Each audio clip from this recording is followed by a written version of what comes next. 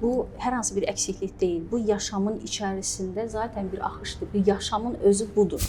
Oradan çıxdığı an artıq yenilənir və yeni həyat, yeni düşüncə, yeni xəyallar, yeni hədəflər onu qarşılayır. Sən depressiyadasansa, amma necə bayıra çıxıb gedib əylənə bilirsən, biraz yaxşı oldu, yetərlidir. Hər kəsin ideal anlayışı da eyni deyil. İnsan ki, bir pis hadisə yaşayanda bunu özünə qüsur kimi qəbul edir və fikirləşir ki, mən niyə başıma bu iş gəldi? Onsuz da gəlməlidir. Birinci, özünü tanımalısan. Özünü tanımaq üçün nə etməlisən? Özünü axtarmalısan. Yaxşı hiss etməliyəm, hər zaman xoşbəxt hiss etməliyəm, hər şey yaxşı olmalıdır. Beynimizin 2 dənə vəzifəsi var. Bir işləməkdir, bir sərhədləri aşmaqdır. Gözəl şeyə bax, gözəl şeyləri dinlən, gözəl şeyləri öz həyatımıza qatmağımız üçün onları görməyimiz, heç olmasa bir təsvirimiz olmalı, doğru deyil mi? İnsanların həqiqətən də inanmağa ehtiyacı var. Çünki yəqin ki, səndə də elə bir şey olub, məndə də yaşamağa, inanmağa ehtiyacı var, bəli. Əsas özüm, əsas çözümə xoş gəlmisiniz. Yeni sezonda yenə sizinlə birlikdəyik. Mən Ruqiyyə Əliyeva, sizi bu yeni sezonda salamlayıram. Bu müddət ərzində bizim yeni sezonda sizdən bir çox geri dönüşlər aldıq. Bizə göstərdiyiniz sevgi, bizə göstərdiyiniz rəğbət, bundan əlavə bizə hansı ki özünüzü ifadə etdiniz, bir sözünüzlə sizə inandıq həyata, bu bizim üçün çox dəyərli oldu. Buradan yola çıxaraq başlamaq istəyirəm ki, insanların həqiqətən də inanmağa ehtiyacı var. Çünki yəqin ki, səndə də elə bir şey olub, məndə də yaşamağa, inanmağa ehtiyacı var, bəli. Bəli, çünki bir çox müraciətlərdə görürəm ki, məsələn deyirlər ki, izləyicilər, sizin bu sözünüzdən mənim həyata inamım daha çox artdı. Özümdə bir çox şeyləri dəyişməyi gördüm ki, potensialım var. Həqiqətən də insanların inanmağa, bəlkə də yaşamağa ehtiyacı var. Amma yaşamaq dedikdə ola bilərmi ki, insanlar sadəcə mən xoş yaşayacağam, sevincli yaşayacağam, heç bir hüzn olmayacaq həyatımda. Sadəcə bunu mu nəzərdə tuturlar? Çünki bu yaşamın təməlinə ziddir. Çünki yaşamın içindəki olan ziddiyyət. Çünki biz bütün təməl duyğularımızı yaşamalıyıq. Çünki insanlar axı deyir ki, mən ancaq sevinç hiss etməliyəm, ancaq xoşbəxt olmalıyam və bir növ müdafiə mexanizmində gəzirlər ki, mən birdən nəsə başıma bir iş gələr, zərər görərəm, olmayım. Amma bunun içərisində də axı mən əgər xəyal qırıqlığını gözə almasam həyatdan, o zaman mən güvənmə hissini necə dadacam? Və yaxud da ki, əgər mən daim qorxu içərisində olacamsa və daim hər şeyi kontrol edəcəmsə, o zaman mən sevinç hissini necə dadacam? Axı bu bizim təməl duyğularımızdır, həyatda bütün duyğuları yaşamalıyıq. Səncə bəs necədir bu? Necə yaşayaq həyatda ki, yaşadığımızı hiss edək? Əslində çox gözəl qeyd elədin ki, bizə gələn rəylər, mesajlar, hətta individual gələn mesajlarda da biz onu görürük ki, İnsanların dünyasında bir çoxunda o qədər perfeksionizm, yəni ideal olmaq, səhv etməmək, səhv etməkdən qorxmaq. Mən bunu edərəm, çox pis bir nəticə ilə qarşılaşaram və çox həyatım belə deyək də indiki deyimlərlə biri odur ki, puç olar, həyatım dəyişər, çox pis bir həyat yaşayıram. Amma biz fərqində deyilik ki, bizim öz həyat, yaşam tərzimizdə kədərlənmək, pis olmaq zaten bizim ideologiyamızdadır. Biz nə isə dəyişmək, özümüzdəki nə isə gözəl bir şey ortaya çıxartmaq üçün enişlərə ehtiyacımız var. Hər enişin bir çıxışı da var. Daima enişdə qalmalı deyilik təbii ki. Bir insan əgər daima kədərdədirsə, depressiv period deyirik ki, depressiyanın əslində özü pis bir şey deyil. İnsanın təzələnməsi, yenilənməsi üçün bir momentdir də. Yəni o anı, o zamanı o qədər gözəl istifadə etməlidir ki, oradan çıxdığı an artıq yenilənir və yeni həyat, yeni düşüncə, yeni xəyallar, yeni hədəflər onu qarşılayır. Zaten depressiya bizə göstərir ki, həyat bizə göstərir ki, sənə siqnal verir ki, bir şeylər dəyişilməlidir. Depressiyaya düşən insanlar fikirləşirlər ki, mən çox pis vəziyyətdəyəm və artıq hər şey bitdi. Amma sən görməlisən ki, orada təbii ki, bunun klinik tərəfləri də var. Amma hər özünü pis hiss etmək, mən depressiyadan demək deyil. Sən depressiyadasansa, amma necə bayıra çıxıb gedib əylənə bilirsən, bir restoranda otura bilirsən. İndi bilirsən ki, bəzən restoranda otururlar və söhbət edirlər, deyirlər ki, mən depressiyadayam, mənim artıq heç bir şey düzgün gəlmir. Sən depressiyada olsan oraya getməzsən onsuz da. Razıyam ki, bəzi insanların depressiya anlayışı da fərqlidir. Pasiv depressiyalar var.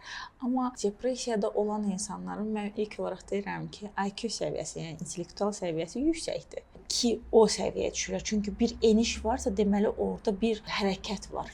Hərəkətdə olan, yəni hərəkət dediyimiz şey sadəcə fizik hərəkətdən deyil, həyat, yaşam, intellektual hərəkətdən söhbət gedir. Bax, bu intellektual səviyyə artdıqca bizim enişlərimiz, çıxışlarımız da çoxalır.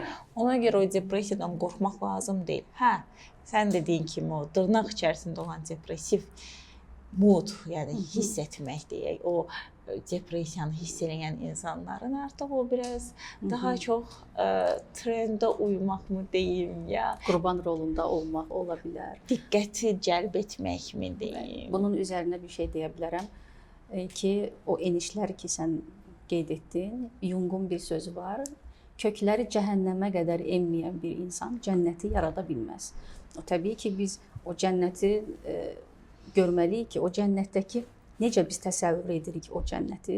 Sən onu görməyə bacarırsan, əgər təsəvvür edirsənsə. Bir də bayaq sən bir misal çəkdin ki, insanlar hər kəs istəyir ki, mükəmməl olsun, hər şey yolunda getsin. Amma bilmək lazımdır ki, mükəmməl yaxşının düşmənidir.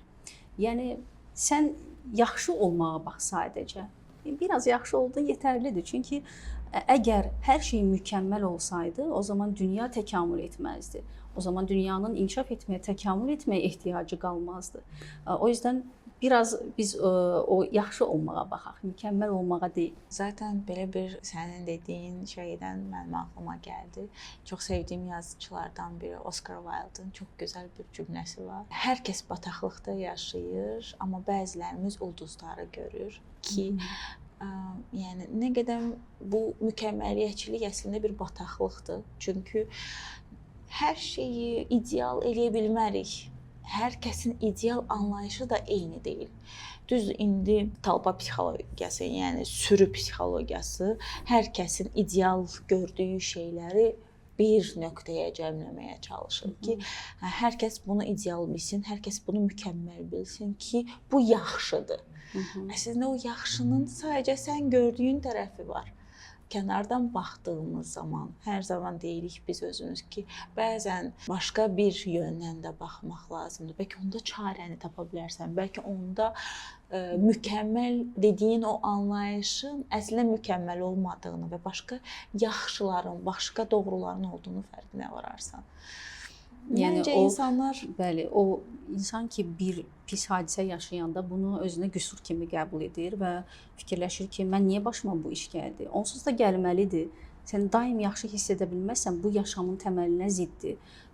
Yaşam bizə verilibsə, hər şey bir uyum içərisindədir. Bu necə ki, yaxşı, pis, sevincli, kədərli, bu bir ahəngdir, kainatın ahəngidir, uyum içərisində olmalıdırsa, sən bunları yaşamağa bilməlisən. Niyə bütün duyğularımızı qəbul etməliyik? Mən niyə kədər hissindən utanc hissi duymalıyam və ya niyə utanc hissindən də utanmalıyam, belə deyək. Nəyə görə ki, bunu etməliyəm? Axı, hamısı bizim hisslərimizdir. Biz bunu yaşamalıyıq. Bu bir qüsur deyil. Sənin uğursuz olmağın sənin qüsurun deyil. Sadəcə sən əgər uğursuzluq yaşayırsansa həyatda, bu o demək deyil ki, sən uğursuzsan. Sən başqa yolu seçməyi sınamalısan. Çünki hər zaman başqa bir yol zaten var. Yəni bəlkə də bəzi insanlar bax o qüsur dediklərimiz əslində bizim həqiqətən də gözəl bir yerimiz də ola bilər. Nə mənada deyirəm? Bir insanın qüsur olaraq gördüyü şey onun uğuru olmaq hekayələr o qədər var ki, hətta elə bir insan var ki, nə qədər kitabda yazıb, hal-hazırda treninqlərdə var, xaricidir. Adını tam da indi deyə bilməsəm də, qolları, ayaqları yoxdur insanın, amma insan motivator, yəni motivator coaching olaraq işləyir və kitablar yazıb. Nəyə görə? Çünki insanı o qədər böyük çətinliklərdən keçibdi ki, və bu keçdiyi həyatı insanlara bir motivasiya verir və yaşamağa, ölümün əslində çox asan olduğu, amma yaşamağın daha çətin və daha zövqlü olduğunu göstərən bir insandır ki, bəzi insanların qüsurları onun əslində önə çıxmağı heç qüsur deyil, əslində onun nemət olduğunun fərqinə varsalar, bəlkə də heç bu qədər böyük bir problemlər yaşanmaz. Bu məncə özgüvənsizlikdən irəli gəlir. İnsanların özünü sevməməsi, özünə dəyər verməməsindən irəli gəlir. Məncə biraz çönüb özümüzə baxsaq, telefonları bir kənara qoyub özümüzə baxıb öz həyatımızı, tərzimizi, keçdiyimiz yolu, keçmişi və gələcəkdəki olan hədəflərimizi beynimizdə təyin etsək, bəlkə də bu qədər problemlər, yəni nə mənada problemlər, o kədərlənmək, anımıza üzülmək, kədərli olaram deyə səhv etməyim qorxusu artıq aradan qalxar.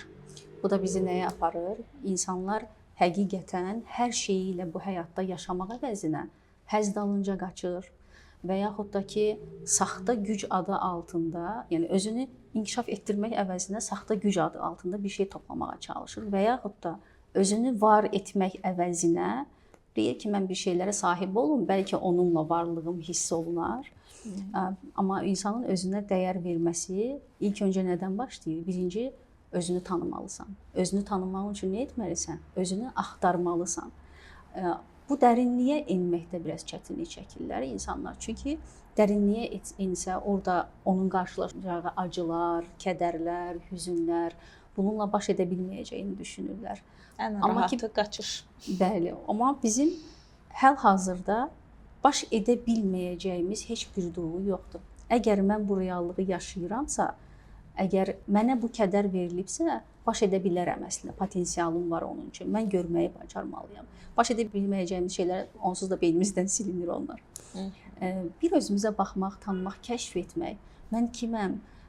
Mən şəxsən inanıram ki, hər zaman başqa bir həyat var, başqa bir fərqli bir həyat var. O insanları anlamıram ki, daim qurban modelində olub. Məsələn, deyir ki, mən onsuz da uğursuzam, mənim başıma həmişə bu gəlir, məni onsuz da həmişə aldadırlar, hər zaman mən yenilirəm, onsuz da insanlar belədir, bu qurban modelidir. Yəni, sən bir şeylər dəyişmək istəmirsən, amma istəyirsən ki, səni kimsə görsün. Mən bunu anlamıram, hər zaman sabit fikirdə qalan insanları.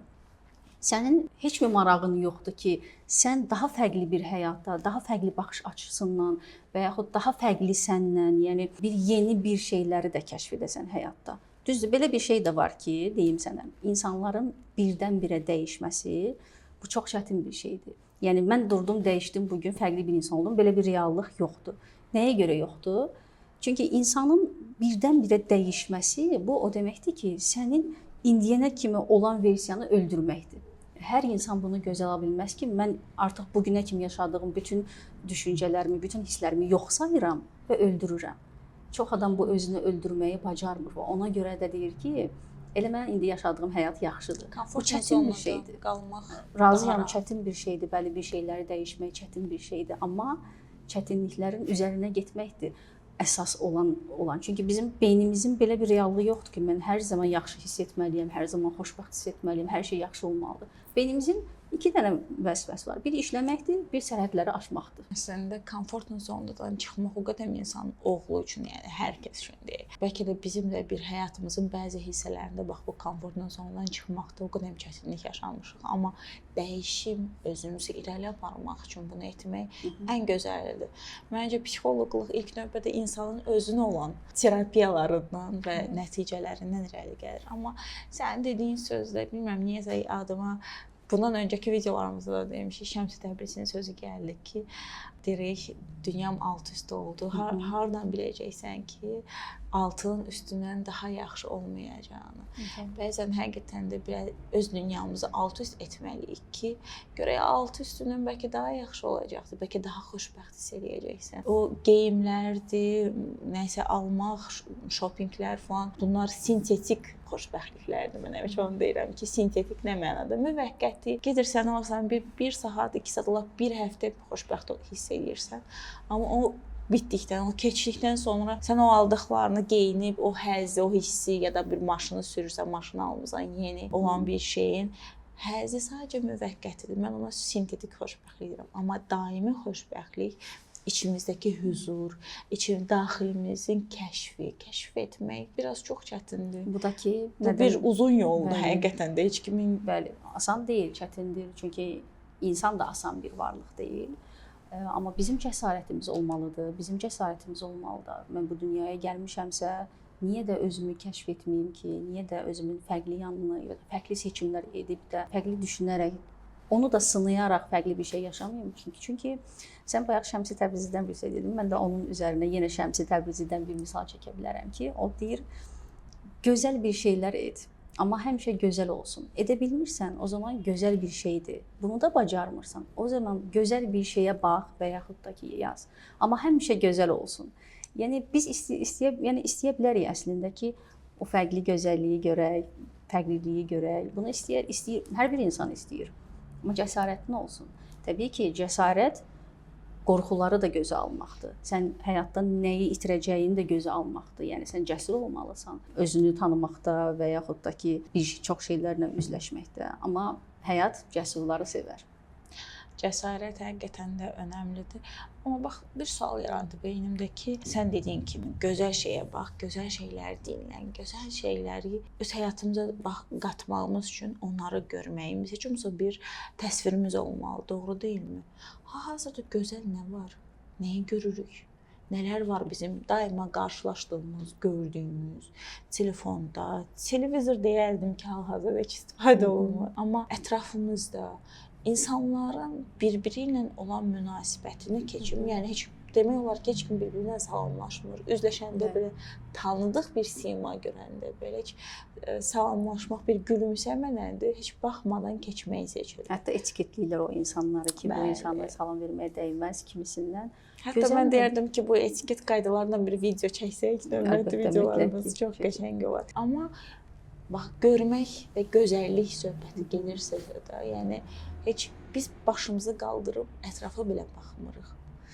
Bu məncə anlayış dəyişməlidir. Çünki bu həyat ki o qədər sürətlidir. İnsanların bir hədəfi var sanki. O hədəf nədir? Hədəfdə hər şey çox mükəmməl olacaq deyə. Epiktetos'un da belə bir sualı var ki, yaxşı bu hara kimi gedəcək? Yəni nə olduğunda sən artıq fərq edəcəksən ki, okey, tamamdır hər şey. Hər şey tamamlanmışdı. Nə olacaq? Sanki insanlar qaçır, bir qaçış içərisindədir. İndiki hal-hazırdakı dünya da çox sürətli inkişaf edir. Mən o insanları da anlayıram ki, bir şeyə yetişməkdə çətinlik çəkirlər. Amma bu sırada özlərini də unudurlar. Amma gözəllik dedin nədir? Düşün ki, sən maşında səyahət edirsən və sükan arxasındasan. Fikirləşirsən ki, mən hədəfimə çatmalıyam, yəni yoluma çatmalıyam. Daim yola baxırsan, bomboş yola baxırsan, heç ətrafdakı o gözəlliyi gördünmü? Baxdınmı ki, orada bir gözəl ağac var, bir gözəl çiçək var və yaxud da o anın içərisində yanında oturan insan bəlkə sənə bir gözəl söz dedi, bir gözəl iltifat etdi. Onun fərqinə vardınmı?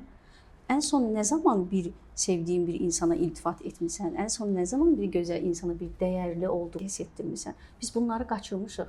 İnsanların bir-birlərinə olan təşəkkürü, bir-birlərinə olan o dəyəri. Bir insan əgər sənə gətirib bu suyu verirsə, biz ona təşəkkür etməyi unutmuşuq. Biz onu vəzifə kimi qəbul etmişik. Amma bu kiçik detal belə bizə o gözəlliyi görməyə, bizə siqnal verir, sən görməlisən deyə verir. Biz isə o nə edirik, o gözəl detalları yolla gedəndə belə ətrafımıza baxmaq yəni telefondan çəkirik. Ətraf heç tanımadığımız insanlara sosial mediada göstərməyə çalışırıq ki, hə, mən buralarda oldum, mən bunu gördüm, mən bunu yaşadım. Heç yediyi yeməyin dadını tam fərqinə varan insanlar yoxdur. Heç yediyimiz yeməkdən tam həzz olan insanları mən nadirən görərəm deyərdim. Amma həqiqətən də hal-hazırda özünü fərqli göstərməyə, mükəmməl göstərməyə çalışan insanlar sırf sosial mediada o qədər çoxdur ki, digər insanların sürü psixologiyası deyirəm, biraz daha manipulyasiya, yəni manipulyasiya nədir? Təsir altına düşən insanlar, belə bir həyatın varlığına inanıb tez o həyatı özünü istəyir və bəlkə də sənin gücün ona güc mənasında deyil, yəni bəlkə də sən heç o həyatı yaşasan, xoşbəxt olmayacaqsan. Bunu dərk edən insanlar çox nadirdir. Mənə maraqlıdır ki, niyə yaşamaq yerinə başqasının həyatını yaşamaq istəyirlər və bunun xoşbəxtlik olacağını düşünürlər ki, təbii ki, elə deyil. Hər insanın individual, yəni şəxsi bir enerjisini deyim, bir ruhumu deyim. Yəni hər formada bir hissləri var və bu hisslərə uyğun tapıb, kəşf edib təbii ki, yaşamamız daha doğrudur. Nəinki vizual olaraq mükəmməl olanı. Bəli, o ki, baxırlar başqalarının həyatına baxır və özünü əksik hiss edir. Niyə? Sən o qədərmi əksiksən? Sən o qədərmi sənin dəyərli bir şeyin yoxdur və yaxud da heç bir potensialın yoxdur ki, sən özünü əksik hiss edirsən. Niyə ki? Həyat bir yarış deyil ki. Hər kəsin öz həyat yolu var. Sən düşünə bilərsən ki, o səndən 2 addım öndədir. Sən elə başa düşə bilərsən. Amma hər kəsin öz yolu var. Sən başqa bir şeydə, sənin başqa bir missiyan var, onun başqa bir missiyası var. Mən tapmalıyam mənim həyatım. Mən başqa bir şey bacara bilərəm, o başqa bir şey bacara bilər. Sən bunun fərqinə varmısanmı? Bir özünə bax. Hətta bir çox insanlar bunun biraz qısqanclığa, həsədə gətirib çıxardır.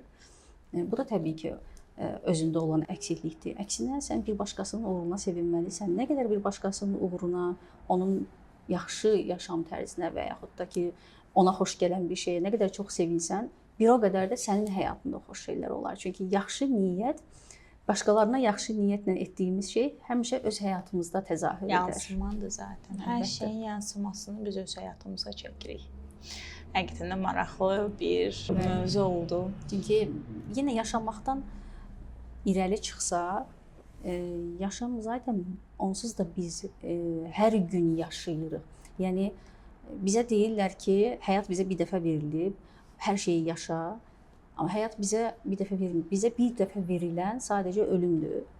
Biz o ölümü gözə alaraq yaşamaq. Hər gün yeni dünyaya, yeni bir yaşama biz qədəm qoyuruq. Amma sən seçəcəksən o yaşamı necə davam etdirəcəyini. Sən dünənki günü təkrarlayacaqsan, yoxsa ki yeni gündən yeni bir şey edəcəksən. O zaman ki sən bu günü yaşamırsan, o nə zaman olar? Dünənki günü təkrarladığında, eyni sən fikirdə, düşüncədə qaldığında, yəni eyni bayaq dediyim kimi qurban modelində olduğunda düşün, bu gün mən fərqli nə edə bilərəm? Çox doğru yerdə qeyd etdin ki, ölüm əslində bir dəfə olur. Amma həyatımızın bəzi hisslərində yenidən doğulub. Bəzi insanlar var ki, deyir ki, mən 25-26 yaşında bu şeylər dəyişdi. Bəzi yerlərdə hətta yazılıbdır ki, məsələn, insanların 25-26, 27 yaşları yenidən doğuluş yaşlarıdır, bir də 45-46 yaşlarında.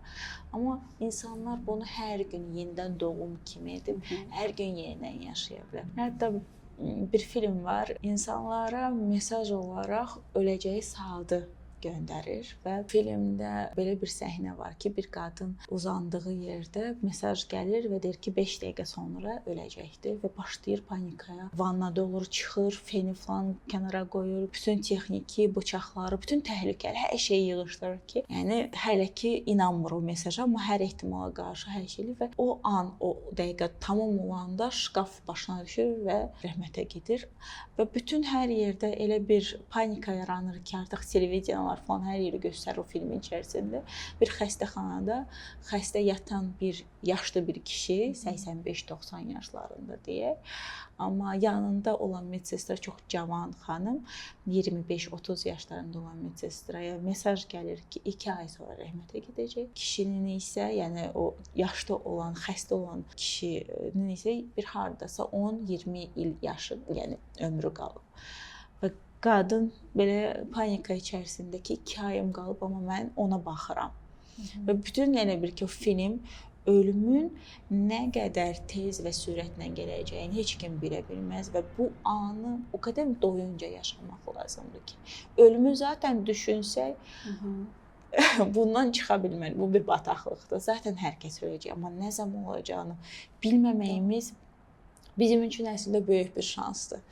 Amma hər anımızı yeni doğulurmuş kimi yaşamaq ən gözəlidir. Hətta bəzən arada özümüzə bir sual verək ki, sabah mənim son günüm olsaydı, nələr mənim üçün önəmli olardı, nələr önəmsiz olardı, nəyi gecikdirmişəm, nəyi deməmişəm, nəyi etməmişəm. Bu sualı özlərinə verəndə bir çox narahatçılıqlarını azaldıqlarını görəcəklər və bir çox etmək istədiklərini həmin etmək istəyəcəklər. Yəni həyatın bizə nə gətirəcəyini bilə bilmərik. Önəmli olan bilməliyik ki, biz hardayıqsa, hal-hazırda hardayıqsa, ora bizim üçün başlanğıc nöqtəsidir hər zaman. Bunu heç vaxt yaddan çıxartmasınlar. Eynən. Və o başlanğıcı isə çox doğru dəyərləndirib, həqiqətən də həyatının bütün iplərini ələ alıb, dəyişərək arada yıxıla da bilərik, Mütləq. amma qalxmağı da biz özümüz öyrənməliyik. Bəli, yəni bəzən yıxılsaq da bunu qəbul edə bilməyi, özümüzü tam şəkildə hər şeyimizlə qəbul edə bilməyi. Bəzən insan ola bilər ki, heç bir şey etmək istəməsin. Yorulmuş ola bilər. Tamam, özünə dinlənmək verə bilərsən. Bu hər hansı bir əksiklik deyil. Bu yaşamın içərisində zaten bir axışdır. Bir yaşamın özü budur əslində. O yüzdən də yenə izləyicilərimizə demək istəyirəm ki, həyat ondan almağı bilənlər üçün ona istədiyini verər və həyat onu yaşaya bilənlər üçün güvənli yerdir. Çox gözəl sözdür. Yaşamağa baxsınlar hər zaman. Görüşərik. Sağ olun. Görüşərik. Bu günlük bu qədər.